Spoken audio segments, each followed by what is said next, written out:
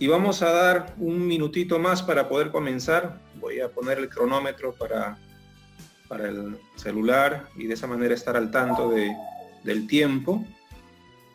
Normalmente lo hacemos puntuales, ¿no? Entramos a las 8 de la noche y a las 8:30 estamos terminando. Tengo un momento de más o menos 15 minutos en el cual estamos dando la parte temática y después ya entramos a la parte de preguntas, donde ahí si ustedes desean pueden comentar, pueden hacer preguntas, pueden plantearnos interrogantes y de eso se trata, ¿no? Entonces, bienvenida Hermelinda, me alegra volverte a ver. Es una alegría encontrarte nuevamente en esta noche.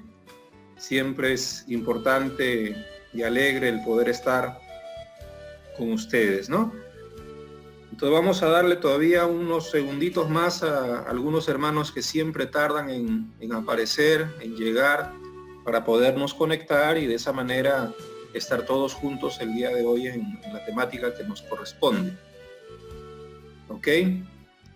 Entonces vamos a ver cómo estamos en el horario. Sí, estamos un minuto todavía, démosle un minutito más.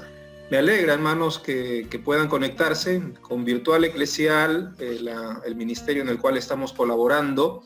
Tratamos de hacer este servicio gratuito a los hermanos en general, no solamente del Perú, sino del mundo, para poderles compartir temáticas abiertas, ¿no? Lo que yo hago es que recepciono los temas que algunas personas me proponen y a partir de ahí comenzamos a trabajar un pequeño estudio bíblico, análisis de un texto pequeño y después comentarlo, dialogarlo y tratar de que sea de bendición para las personas que participan, ¿no? Entonces no es algo complicado, en realidad es bastante sencillo. Y en el caso del Perú yo estoy más bien fomentando que en el Perú se desarrolle y comience a darse un estudio virtual, porque tú llegas a la casa y desde la casa puedes trabajar de manera muy sencilla mirando lo que compartimos a través de este espacio. Entonces creo que va a ser importante que poco a poco vayan las personas familiarizándose con este sistema, que esperamos más adelante el Señor permita que mucha comunicación sea de manera virtual. Muy bien, ya estamos 2 minutos. Vamos a comenzar, hermanos, ¿sí? Les damos la bienvenida a Juan Prudencio y a Hermelinda, que nos acompañan puntualmente el día de hoy. Y la temática que vamos a trabajar en esta oportunidad es sobre el tema de la diaconía. Es decir, queremos hablar tal vez cosas que posiblemente ya conocen, como tal vez fortalecer algunas otras. ¿Qué sucede? Yo ahorita estoy como pastor ministro en la Iglesia Evangélica Peruana y una de las temáticas que mi presbiterio va a estar trabajando durante este mes que viene es el tema de la diaconía, y yo quise adelantarme un poco y tratar de ir pensando ya en algunas cosas que creo que son importantes. Lógicamente el curso es algo mucho más completo, es mucho más voluminoso en contenido. Ahora solamente vamos a hacer algunas pequeñas reflexiones. Entonces, sin más preámbulos, les damos la bienvenida y vamos a comenzar hablando sobre la temática que nos convoca el día de hoy para este curso de estudio bíblico virtual que estamos desarrollando. Entonces voy a compartirles pantalla para poder iniciar el día de hoy nuestra temática. Hoy día, hermanos, como les decía, vamos a hablar sobre la diaconía. Y hay 2 pasajes importantes en la palabra de Dios que nos hablan sobre el tema diaconal. El primero de ellos lo encontramos, como todos ustedes saben, en el libro de los Hechos, ¿verdad? Donde se da una situación al inicio de la formación de la iglesia primitiva y ahí se menciona el tema diaconal por primera vez. Por otro lado, ya el apóstol Pablo, tiempo después, también nos habla sobre las características que han de tener tanto los diáconos como las diaconisas, y también lo vamos a dialogar rápidamente el día de hoy. Para comenzar entonces, estudiaremos de manera rápida y hablaremos en todo caso sobre los elementos que contiene el libro de los Hechos, el capítulo 6, versículo 1 al 7. No lo vamos a leer por cuestiones de tiempo, pero vamos a sí hacer algunos comentarios. Primeramente hay que conocer un poco la tradición del pueblo de Israel para entender mejor lo que está pasando aquí. Ustedes saben que en la tradición judía existía ya de antemano la visión del pueblo de Israel. En la religiosidad judía ya existía una formación de atender a las personas que eran viudas, que eran huérfanos, aquellas personas que estaban desamparadas, aquellas personas que eran extranjeras. Esa era ya una forma de vida ya creada, ya estipulada en el Antiguo Testamento, y que el pueblo de Israel durante siglos practicó de alguna u otra forma. Es decir, ya existía en ellos la conciencia de atender a aquellas personas que estaban en cierta necesidad, en cierta situación de desventaja con respecto al resto de la población. En ese sentido, por ejemplo, yo no sé si ustedes se acuerdan que dentro de la tradición judía, lamentablemente siempre eran los varones los que tenían la posibilidad de heredar a la persona siguiente, solamente aquellos que eran varones. ¿Qué significa eso? Que si yo, por ejemplo, me casaba, yo soy varón, y por alguna circunstancia me moría, si yo dejaba a mi esposa como una persona viuda y no tenía hijos, lamentablemente había un problema para ella, porque ella no podía hacerse cargo de mi heredad como varón. Es decir, los que tenían el acceso a la heredad eran los varones. Entonces el pueblo de Israel creó una ley, la cual se llamaba el levirato. Está en Deuteronomio 25, del 5 al 10, que lo he puesto ahí para que lo tengan como referencia. ¿Qué significa esta ley levirato? Significa que si yo me muero, mi esposa tiene que tocarle las puertas al familiar más cercano y pedirle que con esa persona tenga un hijo para tener descendencia. ¿Se acuerdan ustedes, por ejemplo, el caso de Boaz y de Ruth, verdad? Ese es un claro ejemplo del tema del levirato. Y bueno, pero ¿qué pasa con aquellas personas que no tienen un familiar cercano o que el familiar cercano no quiere llegarse a la mujer para tener un hijo? Prácticamente queda abandonada, desolada, ¿sí? Sin ninguna persona que pueda ayudarla a ser parte integral del pueblo de Israel, porque son los varones los que le dan a la persona la heredad de la tierra. Las mujeres no. Entonces ahí ya tenemos un problema. Sin embargo, Dios es tan grande que en su soberana voluntad, Él establece que justamente aquellas personas que ya no pueden formar parte de la heredad del pueblo de Israel, esas personas tienen al contrario que ser mejor atendidas. No se les puede dejar desamparadas, no se les puede dejar en una posición de abandono, sino más bien Dios toma una opción de privilegio hacia esas personas. Y esto lo vamos a ver en varios pasajes. Ahí he puesto en la parte de abajo también Isaías, en Job, en Lamentaciones, en Deuteronomio, en Éxodo. Principalmente Deuteronomio es el que da más énfasis al tema de la responsabilidad que tiene que tener el pueblo de Dios con aquellas personas que son viudas, huérfanos, desamparados, extranjeros. Y eso es importante. ¿Por qué? Porque eso provoca que se cree una cultura que atiende a esas personas en necesidad. Entonces, como la iglesia primitiva nace originalmente en esa misma lógica, porque muchos judíos se hacen creyentes y asumen ese compromiso, en el libro de los Hechos se está narrando la situación difícil que ahora tiene que enfrentar la iglesia primitiva, porque hay un grupo de hebreos, es decir, aquellos que proceden de la tradición judía y de esa religiosidad enseñada y educada desde que son niños, pero también hay un grupo de griegos, es decir, personas helenas, personas que forman parte de otros pueblos no judíos y que lamentablemente para ellos y ellas las circunstancias de vida provocan de que no tengan la misma tradición y la forma de vivir del pueblo de Israel. Entonces, la primera situación conflictiva que se da en la iglesia primitiva es que los judíos atendían a las mujeres y a las viudas de su propia tradición, pero los griegos o los helenos no tenían ese mismo privilegio. Las mujeres no eran atendidas y comienza a darse el problema que es la murmuración. Entonces se crean los diáconos, se da el proceso de la creación del diaconado, de la diaconía, porque se necesita atender no solamente a un sector, sino la idea de la iglesia primitiva era mantener viva ese espíritu de atender en una forma privilegiada a aquellas personas que más necesitaban. Entonces, nacen los diáconos.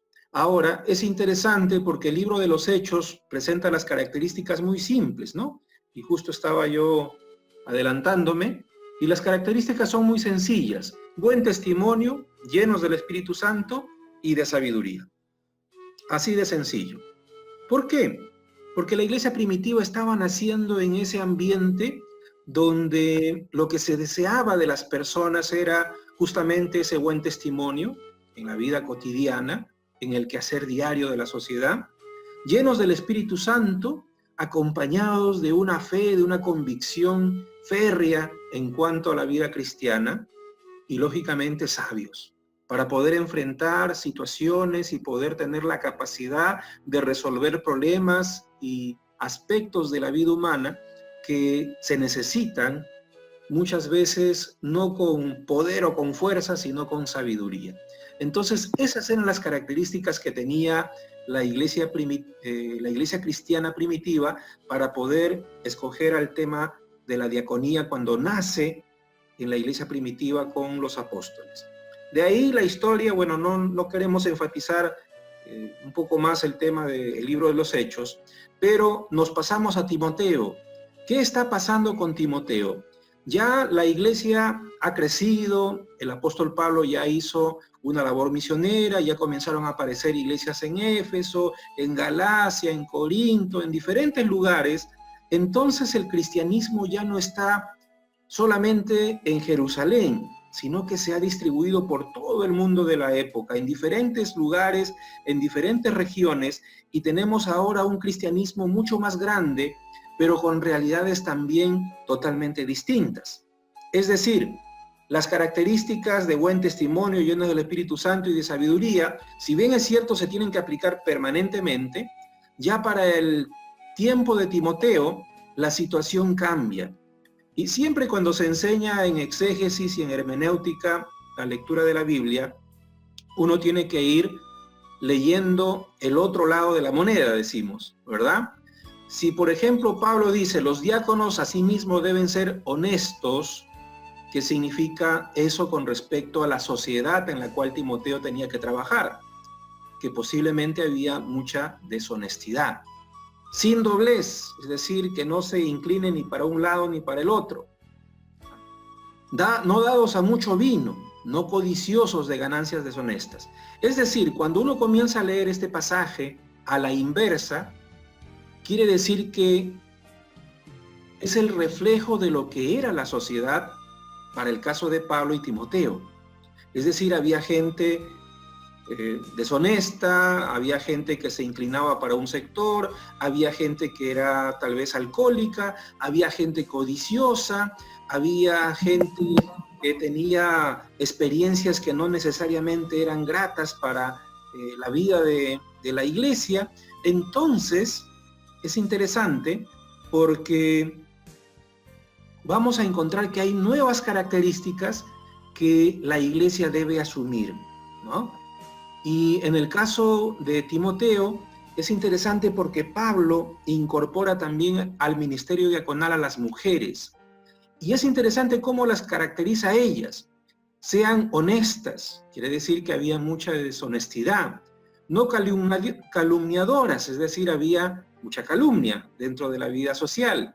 Sobrias, ¿no? Al igual que el varón, parece que la característica de ser dado al vino, al licor, no era solamente los varones, también las mujeres, fieles en todo.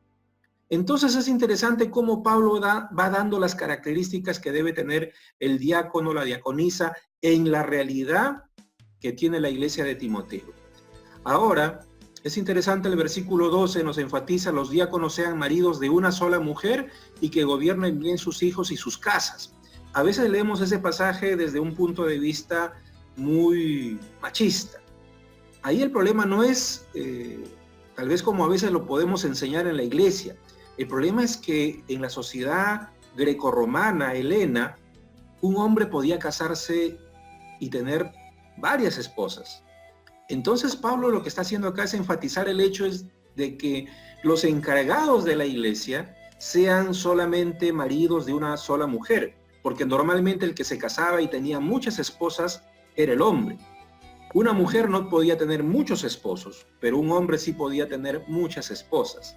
Entonces por eso es que Pablo resalta este elemento, y que gobierne bien sus hijos y sus casas, ¿verdad? Entonces, cuando uno hace la lectura de los dos pasajes, principalmente el de Timoteo, tiene que ver el otro lado de la moneda. ¿Qué era o cómo era la sociedad del apóstol Pablo y de Timoteo en ese momento para que se presenten estas características? ¿Qué es lo que está resaltando Pablo?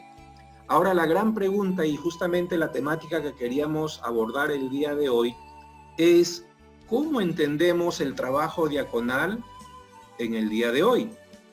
¿Cómo vemos el trabajo que hacen los diáconos? ¿Qué debe hacer un diácono o diaconisa en la iglesia de hoy? Y aquí es donde yo hago una autocrítica. Lamentablemente hay que decirlo con toda sinceridad, en muchas iglesias, en muchas denominaciones, hemos hecho que el trabajo diaconal no sea el que bíblicamente se establece. ¿Qué está pasando en la iglesia? ¿No han visto muchas veces ustedes a los diáconos hacer esto? ¿Verdad? La limpieza del templo, traer flores, acomodar las bancas. En realidad no es que no lo pueda hacer. Ojo, pero eso no es el trabajo diaconal. El trabajo diaconal tiene más que ver con el tema del servicio. Y no el servicio en acciones de limpieza, en acciones de ayuda a la pulcridad del templo. Tiene que ver con acciones de servicio en función de la vida humana. Y eso es algo que hemos olvidado en la vida de la iglesia, que el diácono y la diaconisa están dados para trabajar en el servicio de aquellas personas que dentro de la iglesia o fuera de la iglesia necesitan nuestro apoyo, necesitan una mano amiga, necesitan una mano que los consuele, necesitan quien los ayude en situaciones difíciles. Entonces, hoy en día, muchas congregaciones están haciendo mal, por ejemplo, en darles a los diáconos la limpieza del templo, comprar las flores para los atrios, recoger solamente las ofrendas. No estoy diciendo que no lo puedan hacer. Estoy diciendo que realmente esa no es necesariamente su labor. ¿Cuál es la labor que deben cumplir los diáconos en el día de hoy? Por ejemplo, les voy a contar mi propia experiencia. Para mí, los diáconos y diaconisas se convierten en mi mano derecha.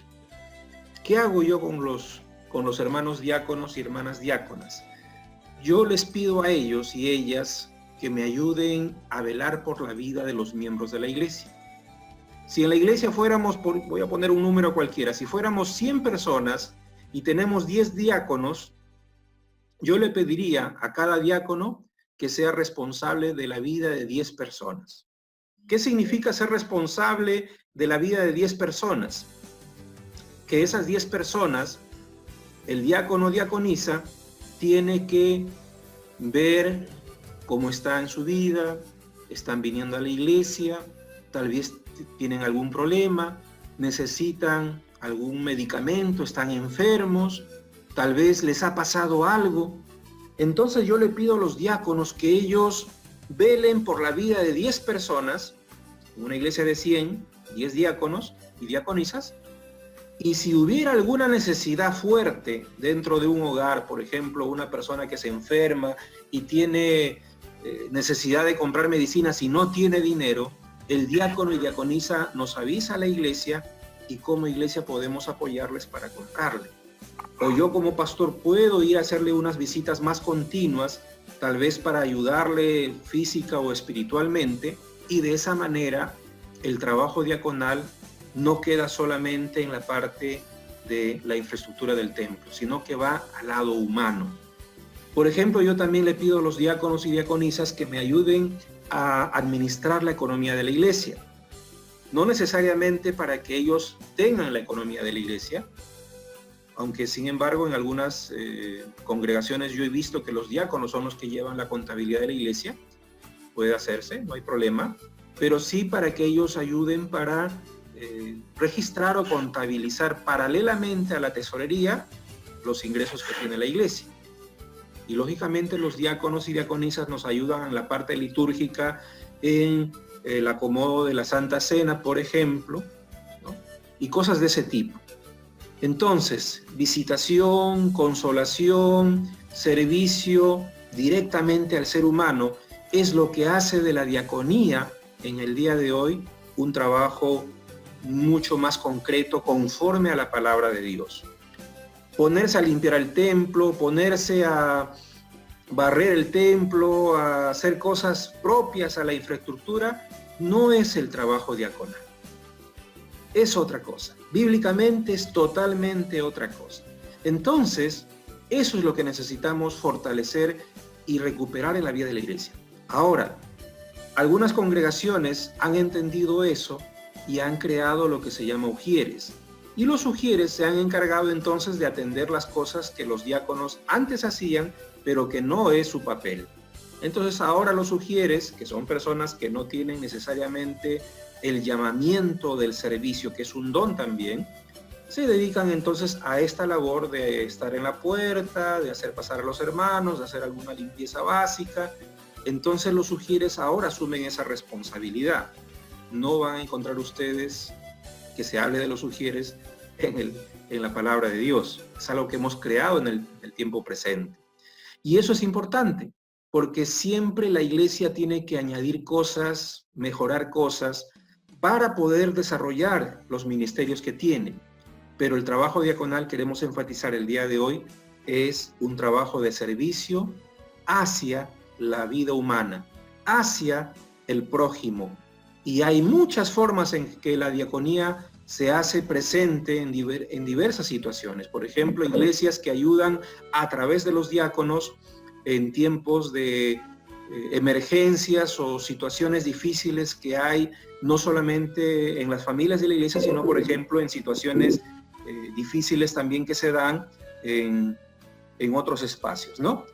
Bien, entonces vamos a pasar a este tiempo de plantear preguntas. Voy a conectarles nuevamente a todos su audífono para que puedan hablar y de esa manera, si hubieran algunas preguntas, podamos compartirlas, ¿sí? Entonces, no sé si Ronald Guaranga, bienvenido, nos alegra verte. Hermelinda, nos alegra verte. Pedro, nos alegra verte. Juan Prudencio y Malduina, bienvenidos a esta sexta presentación de estudio bíblico virtual. ¿Alguna pregunta que deseen plantear, hermanos? Está abierto para hacerlo en este momento. Y sí, mi hermana, plantee la pregunta. Ya, los diáconos tienen que recibir cierta preparación más espiritual, o sea, tienen que un crecimiento espiritual bastante maduro para ejercer el diaconado. Miren, en primer lugar, yo creo que el diaconado, la diaconía, es un don, ¿sí? Es decir, Dios le da a todos en la iglesia dones y hay personas que han sido seleccionadas por Dios para tener este don.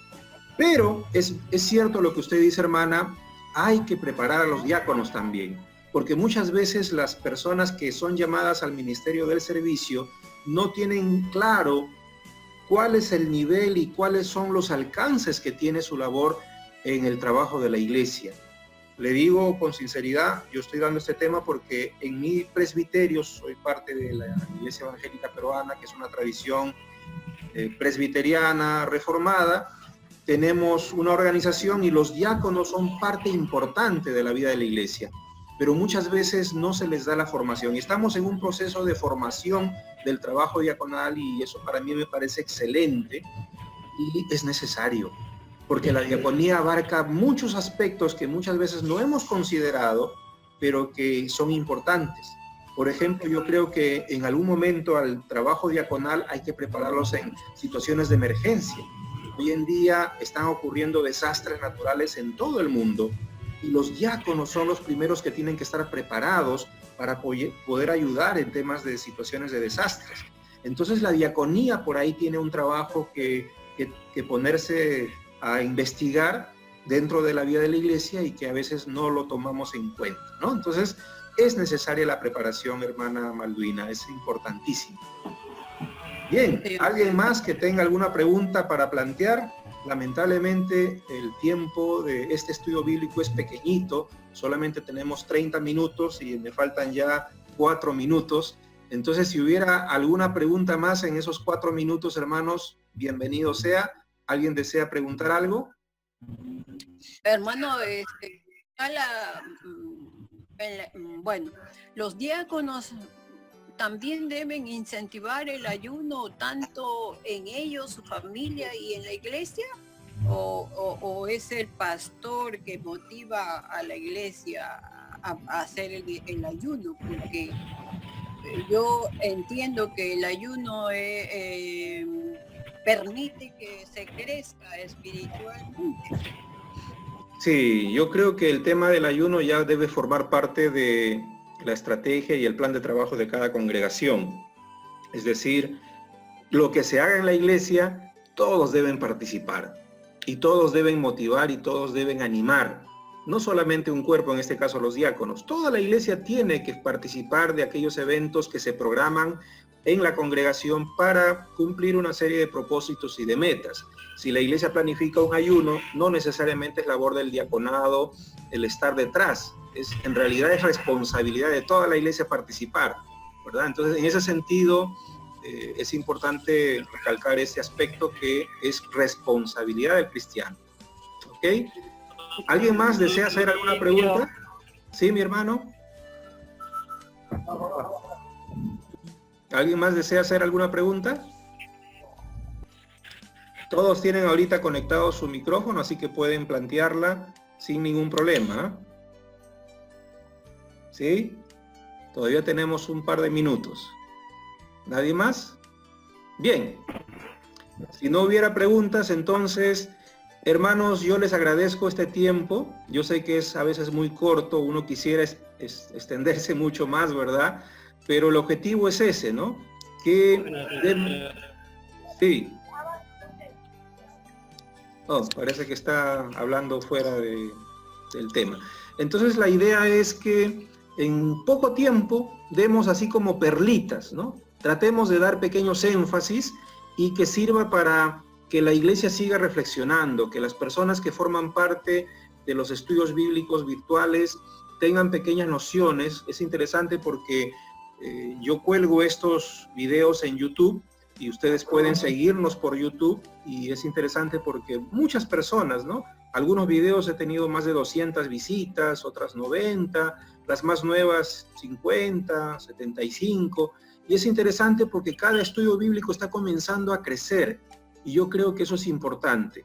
Estamos dando pequeños temas muy variados y yo les invito a ustedes también a mandarme por WhatsApp o a través del Facebook temas que a ustedes les interese y lo que hacemos es que los ponemos poco a poco, los vamos colgando aquí en la plataforma y los días viernes que estamos conversando sobre estos temas, si a ustedes les interesa, pueden hacerse presentes para poder conversar y dialogar temáticas que a ustedes les llame la atención. Entonces, hermanos, yo les invito a poder formar parte de este estudio bíblico virtual, ¿no? Y que puedan participar en otro momento también. De mi parte, muchas gracias. El Señor les bendiga grandemente, sus propias iglesias, en sus ministerios, en sus propias actividades. Y nos estamos viendo el próximo viernes con otro tema para seguir trabajando en el estudio bíblico virtual que realizamos cada viernes a las 8 de la noche de manera puntual. Gustavo, un poco tarde, hermano, ya estamos despidiéndonos, pero me alegra verte, hermano. Entonces, Malvina, Juan Prudencio, Pedro, Emelinda, Gustavo y su esposa, les damos las gracias por el tiempo que hemos podido estar juntos, y el próximo viernes estamos entonces en otra temática, y si ustedes tienen temas para compartirnos, por favor no se olviden de mandarnos. Hermanos, muchas gracias, el Señor les bendiga, hasta el próximo viernes nos estaremos viendo nuevamente. Un fuerte abrazo, muchos saludos. Gracias. Saludos. Amén, gracias.